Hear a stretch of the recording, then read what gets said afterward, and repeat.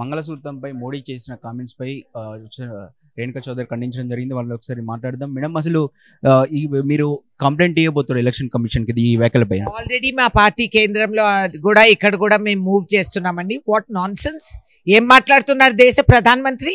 హిందూ మహిళల పైన చూపించిన గౌరవం ఇదేనా? ఒక హిందూ స్త్రీకి మా మంగళసూత్రం ఏమిటి, మా విలువ ఏంటి అనేది ఆయనకు అర్థం కాలేదా? ఆయన మా మంగళసూత్రాల గురించి అంత తేలిగ్గా మాట్లాడతారు. మీ మీసాల గురించి మాట్లాడుకోండి.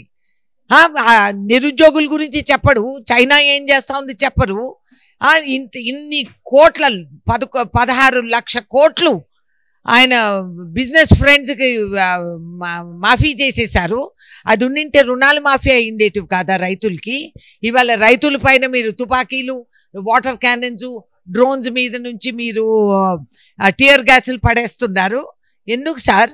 మీరు ఈ రుణాలు మాఫీ చేసిన బిజినెస్ వాళ్ళు మా పిల్లలకు ఉద్యోగాలు ఇస్తున్నారా? ఎందుకు ఇప్పించలేకపోతున్నారు? 15 లక్షలు ఇస్తారని మీరు గ్యారంటీలు ఇచ్చినారు. వాటి వారంటీలు ఖతమైపోయినాయి. ఇప్పుడు కొత్తగా చెప్పే గ్యారంటీల పైన గ్యారంటీ ఎవరు ఇస్తున్నారని నేను సవాల్ చేస్తున్నాను. ఇవన్నీ ఏం మాట్లాడరు మీరు? పోయి హిందూ మహిళా వాళ్ళ మంగళసూత్రాల పైన మీరు మాట్లాడతారా? అసలు మంగళసూత్రం విలువ మీకు తెలుసా సార్? మీరు ఒక ఆడమనిషికి మంగళసూత్రం కట్టేది ఏమైంది? అదే ఆ ఉరితాడుగా మారిపోయింది ఒక మనిషికి. మీరు అవి చూసుకోకుండా మా గురించి మాట్లాడతారు. హిందూ ధర్మం మీరు పాటించిన వారైతే ఏ పూట ఒక హిందూ మహిళ పవిత్రమైన అతి పవిత్రమైన మంగళసూత్రం హిందూ మహిళే కాదు, ఇవాళ భారతదేశంలో ప్రతి మహిళని అవమానపరిచిన వారు. ప్రతి కులంలో మతంలో పెళ్లి చేసినప్పుడు భారతదేశంలో ఒక మంగళసూత్రము, ఒక ఉంగరము, గాజులు అనేది ప్రత్యేక గుర్తింపుతో అది ఎక్కిస్తారు. దాని తర్వాత మీ ఆయుస్సు, మగవాళ్ళ ఆయుస్సు కూడా మా అరిచేతిలో ఉంది అనేది మర్చిపోయి ఇటువంటి మాటలు మాట్లాడిన వాళ్ళు మీ కుటుంబాన్ని, మీ వంశాన్ని, మీ గోత్రాన్ని, మీ భవిష్యత్తుని పాటించే మేము హిందూ మహిళల్ని మీరు ఇంత కించపరిచి విధానంగా ఇంత చిన్న చూపు చూసి మాట్లాడినందుకు చాలా శోచనీయం ప్రధానమంత్రి గారు. It is regretful. మీరు ఇంత అవమానపరుస్తారు మమ్మల్ని. మీరు కంటిన్యూస్లీ మహిళల్ని అవమానపరిచిన వాళ్ళు. మణిపూర్లో మానభంగాలు చెప్తే నోరు మెదపలేదు ముచ్చటకైనా. అదేవిధంగా హర్యానాలో ఆడపిల్లలకి అవమానం జరుగుతుంటే ఆ దుష్టుడిని మీరు దొడ్డి ద్వారా తీసుకొచ్చి మళ్ళీ అక్కడ పవర్లో కూర్చోబెట్టారు. ఈ విధంగా మీరు చేసే అవమానాలు అందరూ గుర్తుపెడతారు. మహిళా రిజర్వేషన్ బిల్ అని చెప్పి స్పెషల్ ఇది పెట్టి నాటకాలు వేశారు. ఏమి ఇచ్చారు? Post dated cheque. ఆ చెక్ బౌన్స్ అవుతుంది. ఈయన గ్యారంటీ లాగే అది కూడా పోతుంది. So it is a national shame. Election commission ఏ చర్య తీసుకుంటుంది నేను చూడాల. ఒక భారత మహిళగా నేను అడుగుతున్నా, మీరు న్యాయంగా 48 గంటలు ప్రచారం చేయడానికి వీల్లేదు, ఇది అదే మిగతా వాళ్ళపైన జారీ చేశారు. ఇప్పుడు ఏం చేస్తారు? ఇది హేట్ స్పీచ్. ఇది కుల మత విభేదాలు సృష్టించే విధంగా మీరు దేశ ప్రధానమంత్రి మాట్లాడారు.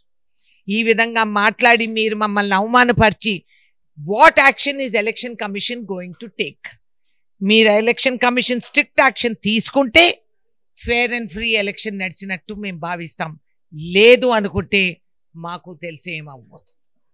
చెప్తున్నట్టు మీరు అన్ఎంప్లాయ్మెంట్ కావచ్చు, లేకపోతే ఇవన్నీ చెప్పినా బీజేపీకి ఒకటే రీజన్తో ఓటేస్తామని జనాలు అంటున్నటువంటి మాట. ఒకటి రాముని గుడి కట్టిండ్రు అందుకని చేసి ఓటేస్తామని చెప్పేసి అంటారు. ఓకే, రాముడు మందిర్ కట్టినందుకు మాకు భద్రాచలం రాములు పౌరాణిక గుళ్ళు ఎప్పటి నుంచో ఉన్నాయి. వెంకటేశ్వర స్వామిని ఏమందాం? దేవీ పూజలు మానేస్తామా? రాముడికి దేవాలయం కట్టినోడు, ప్రాణ ప్రతిష్ఠ చేసిన వాళ్ళకు కూడా రాములు వారిది సుగుణాలు కొంచెం కూడా ఉండాలి. అది శంకరాచార్యులే చేసింది తప్పు అని చెప్పినప్పుడు దారి దిశ కులానికి మతానికి నేర్పించేది శంకరాచార్యులు. వారే ఖండించినప్పుడు శ్రీరామ రక్షణ నీకు కాదు. సీతమ్మని ఏం చేశారు? ముందు అది జవాబు చెప్పండి. ఈ అవమానాలకి మాకు బాగా తెలిసి ఎలా ఎదురు చెప్పాలో. బహిరంగంగా గుడి కట్టినందుకు నీకు ఉద్యోగం లేకపోతే పర్వాలేదా? తిండి లేకపోతే పర్వాలేదా? రేటు పెరిగిపోతే పర్వాలేదా? రూపాయి విలువ తరిగిపోతే పర్వాలేదా? అంత పిచ్చోళ్ళు కాదు ప్రజలని నేను అనుకుంటున్నాను. కలియుగం. ఇంకొకటి ఇక్కడ అంటే వాళ్ళ విజన్ వికసిత్ భారత్ అనే పేరుతో వాళ్ళు ముందుకు జనాల్లోకి పోతున్నారు. మీ ఒక విజన్తో వెళ్తున్నారు జనాలు. మాది that is the vision that made India grow till now. మా vision is in the future. We are bringing the future to you. Back to the future అంటారు. We are doing that. మేము వేసిన పునాదులపై ఇంకంత అంతస్తులు కడతాం. Green revolution, white revolution, public sector undertaking, ICRISAT, ISRO, ఇవన్నీ మా విజన్ కాబట్టే ఇవాళ నిలబడ్డాయి. దాని మీద నిలబడి జెండాలు వీళ్ళు ఊపినట్టు కాదు. We are the foundations of this country and we will deliver to the future of our people. Next 15వ తారీఖు వరకు ఎందుకు డిలే చేస్తారు? ఇప్పుడు అమలు చేస్తే అయిపోతుంది అని చెప్పేసి మా ప్రతిపక్షాలు చెప్తున్నటువంటి పరిస్థితి. ఏం ప్రతిపక్షాలు చెప్తారండి? వాళ్ళకి ఎలక్షన్ కోడ్ చట్టాలు తెలుసా? ఏం మాట్లాడుతున్నారు? ఏం చేశారని అడుగుతారు. అరే ఇನ್ನು మేము వచ్చే 3 నెలలు అయింది సారు. 100 రోజులని చేస్తా అని చెప్పారు. అది మేము చెయ్యాలంటే చట్టాలు ఉన్నాయి, మిగతా కారణాలు ఉన్నాయి, అన్ని కార్యక్రమాలు ఉన్నాయి, మధ్యలో ఎలక్షన్స్ వచ్చాయి. ఇవన్నీ వద్దని చేసేమా? చేస్తాం. ఎక్కడ పోతాం? మేము ఇక్కడే ఉండబోతున్నాము. We will do it. మీరు అంత పిచ్చి మాటలు నమ్మి ఇన్ని సంవత్సరాలు 10 సంవత్సరాలు వాళ్ళకి మీ ఆయుష్ ఇచ్చేశారు, అరిచేతిలో పెట్టారు. వాళ్ళని నమ్మిన వాళ్ళు ఈ 4 రోజులు ఓపిక పట్టండి, మేము చేసి చూపిస్తాం. అయిపోయినాక వాళ్ళ సమస్యలు అయిపోయినాక కష్టాలు పడ్డాక మీరు చేసే కూడా ఏం ప్రయోజనం ఉండదేమో. ఏం కష్టంలో ఉండంగా? అవసరం ఉన్నప్పుడు వాళ్ళ బాధను అవసరం ఉన్నప్పుడే మేము ఆదుకున్నాం కాబట్టి మీకు ఖర్చులు తగ్గించాం. మీకు గ్యాస్ సిలిండర్ రేటు ప్రధానమంత్రి చేయలేని పని మేము చేసి చూపించాం. అదేవిధంగా మీకు మేము ఉచిత బస్సు ఇది చేశాం.